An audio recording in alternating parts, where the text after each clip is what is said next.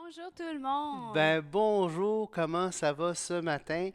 Alors, écoutez, Julie et moi, on a discuté, puis on a décidé de poursuivre dans Jean. Ça veut dire quoi? Ça veut dire qu'on se tourne vers le deuxième épître de Jean, qui ne devrait pas être très long. Mais, écoutez, ça va de soi, je pense, de poursuivre la série sur Jean. Et devinez quel livre qu'on risque de faire après? Trois Jean. Quel suspense. Oui. Donc, c'est intéressant de voir que, premièrement, la deuxième épître va commencer par une salutation qui va avoir beaucoup de discussions dans l'histoire à propos de cette salutation-là. Hmm. Parce que la salutation s'adresse à une dame d'un rang élevé, une dame chrétienne d'un rang élevé que l'apôtre Jean connaissait. On va voir que malgré que la deuxième épître de Jean ne contient que 13 versets, c'est un épître qui est très riche. On va voir qu'elle met encore une fois l'emphase sur qui est Jésus-Christ. Et elle reste vraiment cette épître. On dit-tu un épître ou une épître? J'oublie tout le temps. Je pense que c'est un épître. Il dit vraiment cette Non, épître. c'est une épître. C'est une La épître. Ah oui, la deuxième. deuxième. Bon. Alors, une épître. Alors, cette deuxième épître-là, elle poursuit vraiment la thématique, les thématiques qui sont chères à l'apôtre Jean. L'amour, la vérité, Christ, la personne de Christ, et ainsi de suite. Hein? Et donc, verset 1, l'ancien à Kyria, l'élu, et à ses enfants que j'aime dans la vérité. Et ce n'est pas moi seul qui les aime, mais aussi tous ceux qui ont connu la vérité. À cause de la vérité qui demeure en nous et qui sera avec nous pour l'éternité. Que la grâce, la miséricorde et la paix soient avec vous de la part de Dieu le Père, de la part de Jésus-Christ, le Fils du Père, dans la vérité et l'amour. Alors, déjà, Kyria, l'élu, Julie l'a mentionné, dans l'histoire, il y a eu euh, pas mal de controverses à savoir qui ça pouvait bien être, cette Kyria. Euh, Certains ont fait l'idée que ça serait une femme, comme le texte le dit, là, Kyria, euh, qui serait de haut rang, parce que, entre autres, le mot Kyria, féminin de, de, de, de seigneur. Hein? Alors, Ils disent que Kyria veut dire dame. dame, Le ouais, ben, nom grec ouais, dans la tu marge, sais, là. on le dit aussi, surtout en espagnol, senior. Senior, ça peut vouloir dire monsieur. Seniora, ça peut vouloir dire femme, dame, madame. Mais quand ils s'adressent au Seigneur, ils disent aussi Seigneur. Hein? Donc, on voit cette idée qu'à l'époque, un Seigneur, on dit un Sir en anglais, tu sais, un monsieur, mon sieur. En français, c'est encore cette idée qu'on attribue une dignité à la personne qu'on parle. Tu sais. Alors, c'est une dame, Kyria. Est-ce que c'est son nom propre? Est-ce que c'est un nom commun pour désigner son rang? Est-ce que c'est un nom commun? C'est juste, peut-être que ça veut juste dire madame, à Madame l'élu. Euh, Certains ont pensé que c'était l'Église, que euh, pour essayer de, parce que souvent, les lettres pouvaient être lues, interceptées pour protéger les innocents qui étaient sous la persécution de l'époque. Ça s'adressait peut-être à l'Église, hein, mais en mentionnant la dame, Kyria, donc la femme du Seigneur, hein, l'épouse du Seigneur ou la fiancée de l'épouse du Seigneur, c'est-à-dire l'élu, en parlant de l'Église qui est l'élu. Hein. J'ai quand même beaucoup d'hypothèses parce que dans le fond, on ne le sait pas. On ne le sait pas. Alors, moi, dans le doute, je vous dis, écoute, on va se fier au texte. On va dire, c'est une femme qui s'appelle Kyria. Et l'ancien, c'est Jean, qui l'aime beaucoup. Et c'est intéressant parce que ça commence en disant que j'aime dans la vérité. Et ce n'est pas moi seul qui les aime, mais aussi tous ceux qui ont connu la vérité. Donc, on voit ici en disant pour tous ceux qui ont connu la vérité, là, on se dit, OK, il parle de quelque chose de vrai, mais il faut lire la suite. À cause de la vérité qui demeure en nous. Ouais. Donc, on voit que quand il s'adresse là à la vérité, il personnifie Christ. Oui, exactement. Oui. Je suis le chemin, la vérité et la vie. Nul ne vient au Père que par moi. Donc, il est la vie. On l'a vu à la fin de l'épître précédent. Hein, il est la vie. Là, il est la vérité. Il est le chemin pour se rendre au Père. Nul ne va au Père que par moi. Alors, oui. C'est ça. Et qui sera avec nous pour l'éternité. J'aimerais revenir sur le mot élu, par contre, parce que c'est un mot qui est quand même relativement courant euh, dans le Nouveau Testament. Et ça veut dire simplement la choisie. Hein. Ça ne veut pas dire.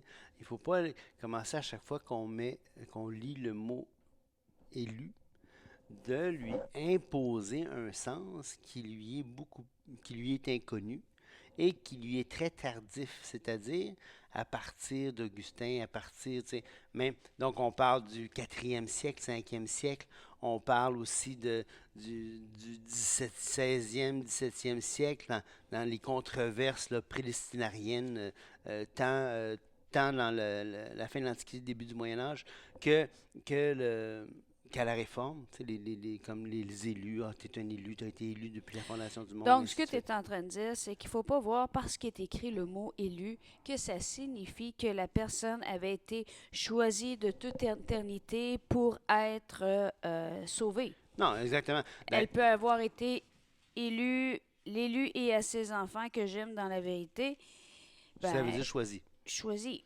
Et quelle est la condition du choix divin? Parce que ce choix-là, il est conditionnel. Quelle est la condition? Ben, c'est la foi.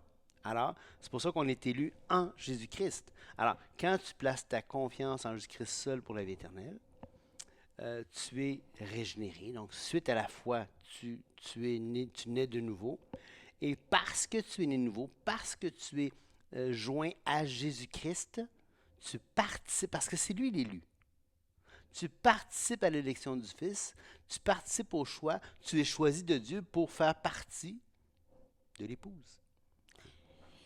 Et je trouve intéressant, j'aimerais qu'on revienne au verset 2, tu sais, à cause de la vérité qui demeure en nous. Je vous ai dit, ceux qui ont une Bible d'études ou ceux qui n'en ont pas une, je vous conseille fortement de vous en procurer une. Parfois, ça nous aide à aller plus loin dans notre réflexion, dans le texte. Nous, on utilise la Bible seconde, Oui, avec les Scofield. commentaires de Scofield, effectivement. Et ce qui est intéressant, ça nous renvoie à un passage qu'on a étudié, ceux qui ont suivi la série sur Colossiens. Si vous ne l'avez pas suivi, bien, toujours disponible, vous pouvez en profiter.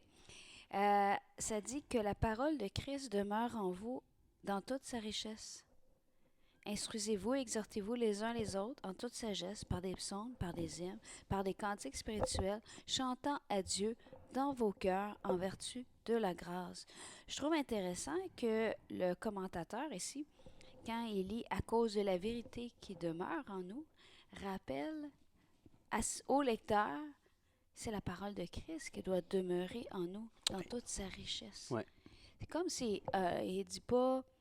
J'ai un peu l'impression que le commentateur, quand il a choisi de mettre cette référence-là, veut rappeler aux gens, attention, vous avez une responsabilité pour que la vérité abonde en Ouais. vous. Vous devez faire quelque chose. C'est comme pas. C'est quand on accepte le Seigneur vit en nous. Ça, c'est garanti. On devient le temple du Saint-Esprit. Ça aussi, c'est garanti. Mais ça ne nous exclut pas de toute d'une responsabilité. D'ailleurs, le verset avant, je vais juste finir mon idée, Oui, vas-y. ça disait « Et que la paix de Christ, à laquelle vous avez été appelés pour former un seul corps, règne dans vos cœurs.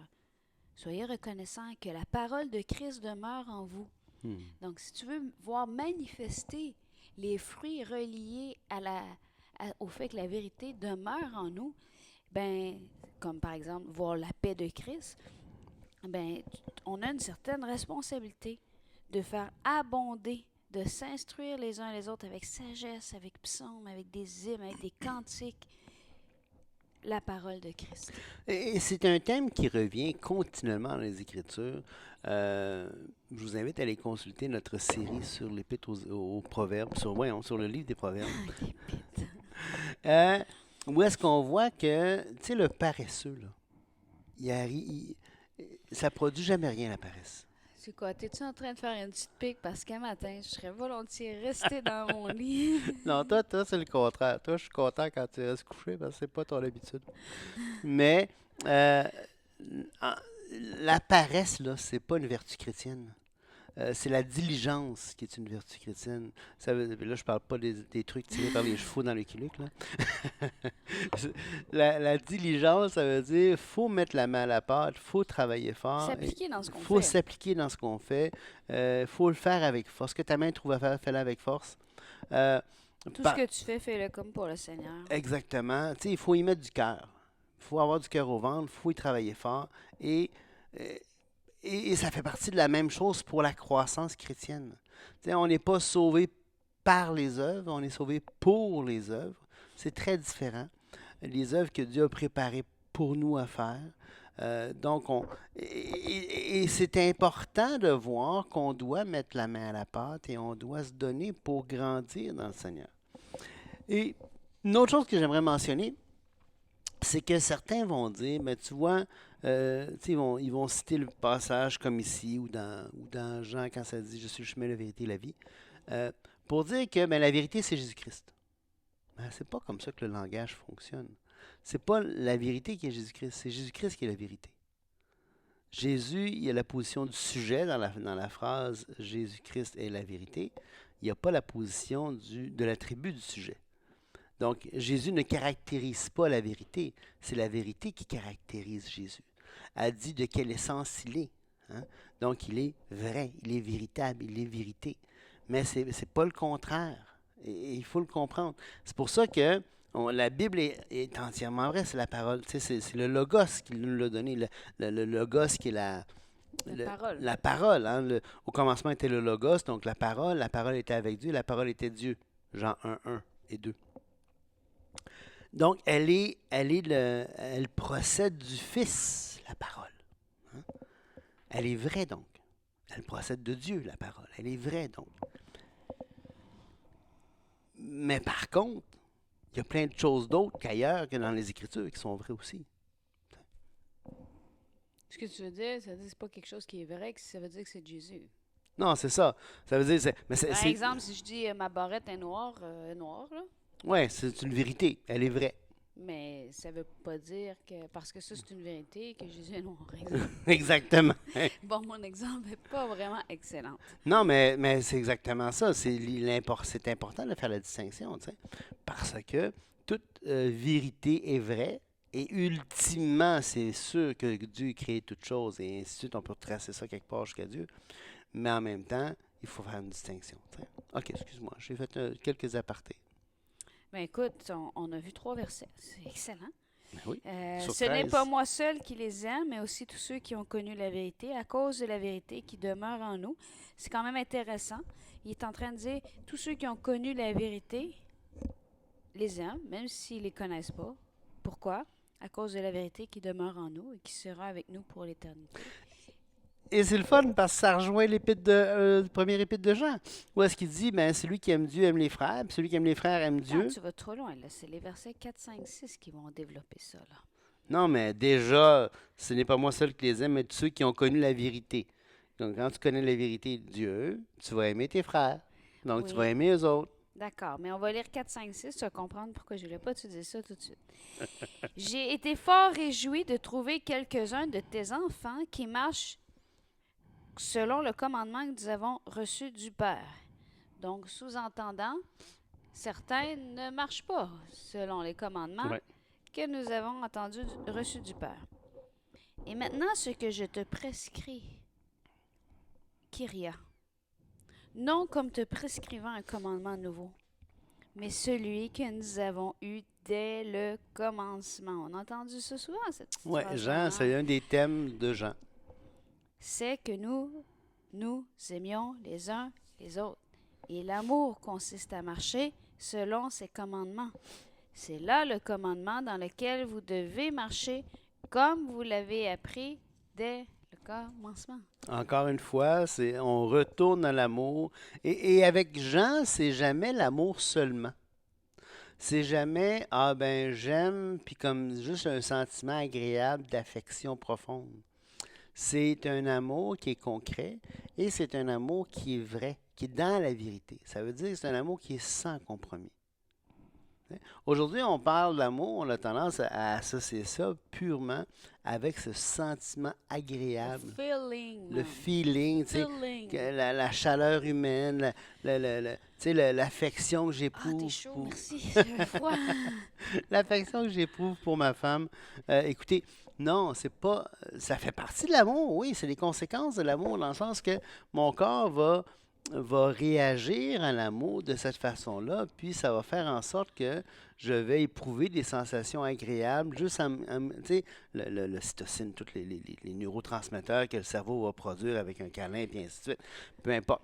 Mais ce qui est important dans ça, c'est de réaliser que au-delà de ce que ces relations, ces sensations physiques-là de bien-être, c'est pas l'amour. Ça pointe vers l'amour, peut-être. Mais l'amour est beaucoup plus grand que ça, beaucoup plus supérieur à ça. Et l'amour, elle est conforme à la vérité. D'ailleurs, dans 1 Corinthiens 13, 4 à 6, on le voit ça. T'sais. On voit justement que l'amour, elle a plein de caractéristiques. Dans Galates 5, 22, hein, le fruit de l'esprit, c'est l'amour, la joie, la paix, la patience, la bonté, la bénédiction. Oui. C'est intéressant. Écoutez bien, dans Jean 14, 15, là, on est avant la croix. Oui. Écoutez bien le discours qui est relaté ici par Jean et que Jésus fait. Si vous m'aimez, gardez mes commandements. Et moi, je prierai le Père, et il vous donnera un autre consolateur, afin qu'il demeure éternellement avec vous. L'Esprit de vérité, que le monde ne peut recevoir parce qu'il ne le voit point et ne le connaît point, mais vous, vous le connaissez, car il demeure avec vous et il sera en vous. Et là, on a comme un ordre. Il est en train de dire, je vais vous envoyer un consolateur, l'Esprit de vérité, qui va demeurer en vous. Puis là, il fait une petite parenthèse en disant, mais vous, en parlant de ses apôtres, vous l'avez déjà. Mm. Dans le passage qu'on vient de lire dans Jean, c'est l'ordre inverse. Ben oui. Oh oui, absolument. Parce que c'est déjà fait que la vérité demeure en nous. Pourquoi? Parce qu'on a connu la vérité. Puis après, il ramène, mais puisque tu as connu la vérité, n'oublie pas le premier commandement que je t'ai donné. Si vous m'aimez, marchez en cohérence avec mes commandements. Ouais. C'est extraordinaire. Je n'avais jamais vu qu'il y avait comme cette belle... Cette inversion, parce qu'on est avant ou après la croix. D'ailleurs, je ne sais plus qui a dit ça. C'est peut-être Augustin encore, qui avait dit distinguez les temps et vous harmoniserez les Écritures. Quand on fait une distinction dans quand quelque chose a été dit, on va harmoniser, on va comprendre les Écritures. Ici, quelqu'un dirait ça, puis essaierait de comprendre en dehors du temps les Écritures, dirait, mais ça se contredit, l'un est avant l'autre, l'autre est après l'autre, puis ainsi de suite, ça ne marche pas. Non. Comprends le temps, comprends quand ça a été dit, tu vas harmoniser les Écritures, tu vas comprendre. Je dirais aussi à qui ça s'adresse. Ça, c'est important. À qui Oui, ça s'adresse? Parce oui. qu'il y a des passages qui s'adressent aux disciples, il y a des passages qui s'adressent à Israël, un des passages qui s'adresse à Judas, mais il y a des passages qui s'adressent à des gens dans une période de temps X qui, quand tu lis hors de son contexte, hors de son auditoire, tu pourrais faire dire des choses que Dieu demanderait, par exemple, à l'Église, que Dieu ne demande pas à l'Église. Non, c'est ça, exactement. Ouais. Ou qui ne demande pas non plus, même à des gens d'Israël dans une autre époque. Il y a vraiment toute une importance avec le contexte, autant Chronologique. chronologique, merci, c'est le mot que je cherchais, que l'auditoire. Mais là, je vois le temps qui passe. Et, Le temps file. Le temps file à toute allure et j'ai des cours à donner. Donc, on va vous souhaiter une excellente journée. Et encore une fois, rappelons-nous le commandement dans lequel on doit marcher, qu'on a appris dès le commencement, c'est de s'aimer les uns les autres. Que Dieu Soyez vous bénisse. bénis. Au revoir.